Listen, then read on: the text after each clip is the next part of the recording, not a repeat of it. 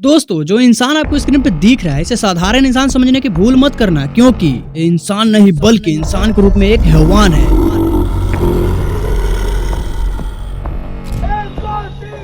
नहीं सहेंगे अत्याचार, नहीं सहेंगे अत्याचार। Justice, justice, justice, justice.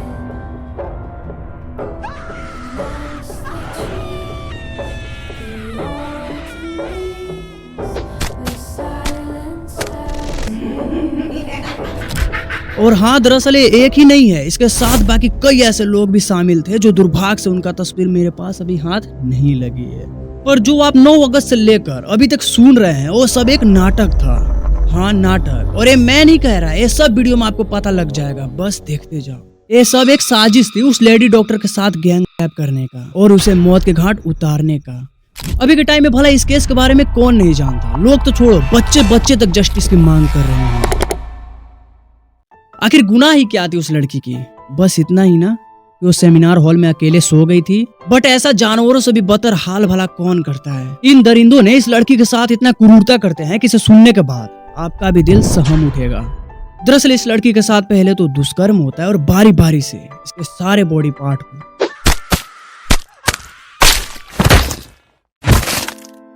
Body की हालत इतनी खराब थी कि इसके कॉलर बोन टूटी पड़ी थी, उसके बैक बोन तोड़ दी गई थी। और तब भी उन दरिंदों को मन नहीं भरा तो उस लड़की को मारने से पहले उन आरोपी ने लड़की की आंख में कांच फोड़कर उसके सर दीवार से रगड़ डालते हैं। चश्मे को कूटा गया जिसके वजह से आंखों से खून निकल गया। आप उन समय को महसूस करो कि उन दरिंदों ने उस लेडी डॉक्टर के साथ कैसे क्रूरता किए होंगे। भाई, जब मैं इस घटना पे रिसर्च कर रहा था तो मेरे तो होश ही उड़ गए थे। मेरा तो कुछ समय के लिए दिमाग काम करना बंद कर दिया था। आखिर इतना क्रूरता कोई कैसे कर सकता है? सुनोगे तो आपके भी होश उड़ जाएंगे।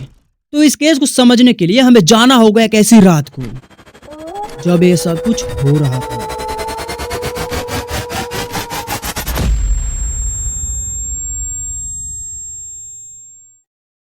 दोस्तों, ये दिल दहला देने वाली घटना कोलकाता के बेलगेचिया आरजी कर मेडिकल कॉलेज में 9 अगस्त की सुबह 4 बजे के करीब हो रही थी। और उस समय लड़की की गुहार सुनने वाला कोई मौजूद नहीं था। साला इस समय पे भूत भी कहाँ मर जाते हैं पता नहीं चलता। तो चलो स्क्रीन पे आपको कुछ फोटो दिखाकर रूबरू करा देता हूँ ताकि ये घटना को समझने में आपको आसानी होगी।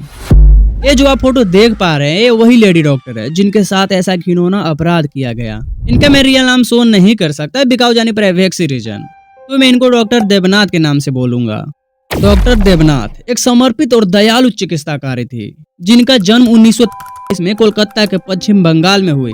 डॉक्टर देवनाथ अपने पढ़ाई लिखाई के साथ ही चिकित्सा में अपनी करियर बना ही रही थी कि उनके साथ ऐसे घिनौना अपराध कर दिए जाते हैं। Doctor Devnath R G Kar medical college में सेकेंड ईयर के पोस्ट ग्रेजुएट थी जो छाती की चिकित्सा में स्पेशलिस्ट थी। जिस रात पूरे घटना को अंजाम दिया गया वो दिन था 8 से 9 अगस्त के बीच में। हर रात की तरह इस रात भी सामान्य रात थी। अस्पताल में शांति थी और लोगों का आना जाना बंद था। डॉक्टर और नर्सें हमेशा की तरह अपने ड्यूटी में लगे हुए थे। पर उस रात के अंधेरे में करीब 11 बजे सीसीटीवी में कुछ चहल पहल दिखाई देती है। अंधेरा ज्यादा थी इसलिए कुछ अच्छे से दिखाई नहीं दे रहे थे, पर इतना जरूर दिख रहा था कि एक इंसान जो अपने कानों में ब्लूटूथ डिवाइस लगाया हुआ है। ब्लूटूथ के बारे में मैं इसलिए बोल रहा हूँ क्योंकि यही ब्लूटूथ आगे चलकर मुजरिमों का पोल खोलने वाला है। उस ब्लूटूथ हेडसेट को उस फोन के साथ कनेक्ट किया गया। जैसे ही पेयर किया गया तो इजीली पेयर हो गया। तब पुलिस को लगा कि भाई इसका तो कुछ ना कुछ आते हैं। उस इंसान को देखने के बाद ये साफ अंदाजा लगाया जा रहा था कि वो एक खास मकसद से अंदर आ रहा है। पर थोड़ी देर बाद करीब आधे घंटे के अंदर ही वो शख्स फिर से बाहर आते हुए देखा जाता है, पर वो इस बार सेमिनार हॉल से बाहर आ रहा था। लेडी डॉक्टर और उसके 4 जूनियर फ्रेंड लगातार 36 घंटे के ट्रेनिंग ड्यूटी से ब्रेक लेके रात के डिनर साथ में ही सेमिनार हॉल में करते हैं। इधर जो सीसीटीवी में इंसान दिखता है वही इंसान है जो मैं स्टार्टिंग में आपको फोटो दिखाया था। इसका पूरा नाम संजय रॉय है।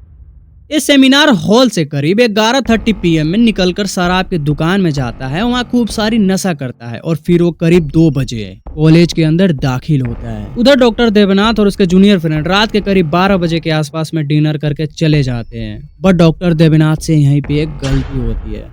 उनके सारे जूनियर डिनर करने के बाद ड्यूटी पे लग जाते हैं, लेकिन वो वहीं पे सेमिनार हॉल में सो जाती है। क्योंकि वो लगातार 36 घंटे से ड्यूटी पे थी, इसलिए वो काफी थक जाती है। डिनर करने के बाद कब लेडी डॉक्टर की आंख लग जाती है उन्हें खुद ही मालूम नहीं होती है। इधर संजय घुसते ही डॉक्टर देवनाथ के पास जाता है और उसे जगाने की कोशिश करता है। जब वो देखता है कि वो लड़की पूरे गहरे नींद में सोई है तो उसे वो दरिंदे ने जबरदस्ती करने की कोशिश करता है, लेकिन तभी देवनाथ की नींद खुल जाती है और उस दरिंदों को देखकर काफी घबरा जाती है, क्योंकि उतने रात को कोई भी लड़की किसी अनजान व्यक्ति को देखेगी तो डरना आम बात है। पर डॉक्टर देवनाथ को ये नहीं मालूम थे कि आज की रात उनकी आखिरी रात होने वाली है। मेरी क्लासमेट थी, हम लोग जोधपुर में हमारा घर है, क्लास 5 to 10 हम लोग एक ही साथ पढ़ाई की है। इतना इनोसेंट, इतना वो हमारे बैच में वो एक ही डॉक्टर वो हुई थी।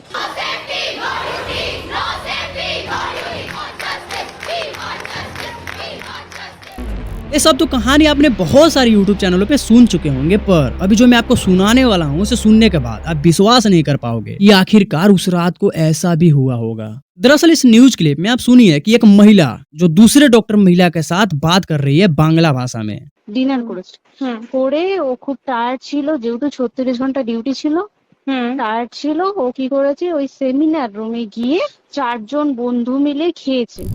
वो बोल रही है कि ये सब एक साजिश था, डॉक्टर देवनाथ को मारने की प्लानिंग थी। इस आइडियो का अनुवाद आप इंग्लिश में काफी लंबा चौड़ा अपने स्क्रीन पे देख पा रहे होंगे। एक एक्टिविस्ट है मधु किश्वरकर, उन्होंने ऐसा लिखा है। मैं डिस्क्रिप्शन में लिंक दे दूंगा, आप जाकर अच्छे से पढ़ लेना। पर एक सवाल अभी भी है कि वो संजय के साथ बाकी के दरिंदे कौन थे, क्या उन्हें सजा मिल पाएगी, बाकी के दरिंदे पकड़े जाएंगे या नहीं। तो इस पे सीबीआई भी इन्वेस्टिगेशन कर रही है। जो सच्चाई होगी वो आपके सामने जरूर आएगी ही, बट आपको जो स्क्रीन पर भी साधारण कॉलेज दिख रही है, इसे साधारण कॉलेज समझने की भूल मत करना, क्योंकि ये सारा खेल इसी कॉलेज के ऊपर है। ये जो आरजीकर मेडिकल कॉलेज है, दरअसल इसमें पहली घटना नहीं है। न जाने कई ऐसे अपराध हुए हैं जो कुछ राजनीति करने वाले लोगों ने इस घटना को दबा कर रख दी है। पहली घटना 7 नवंबर 2001 को उसी मेडिकल कॉलेज में हुई थी, जहां उसी कॉलेज की छात्रा के साथ पहले तो दुष्कर्म किया जाता है और फिर मौत के घाट उतार दिए जाते हैं। ऐसे न जाने कई घटने उसी कॉलेज में दबकर रह गए, जो अलग अलग समय में अलग अलग लड़कियों के साथ किए गए थे। इतने सारे घटना होने के बाद भी इस कॉलेज को बंद क्यों नहीं किया गया? आखिर ये कॉलेज के आड़े में चल क्या रहा है? इसकी पर्दाफाश हम जल्द ही करने वाले हैं अगले वीडियो में।